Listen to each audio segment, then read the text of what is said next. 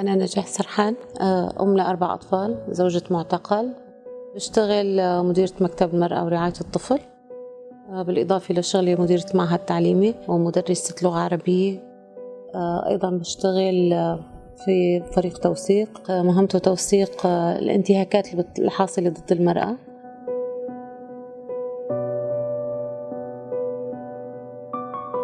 نزوحي كان الهدف الأكبر منه أنه أنا حط ولادي بالمدرسة، يعني لأنه انقطع التعليم عنا في مناطقنا، بالإضافة للقصف الشديد المتواصل دائما.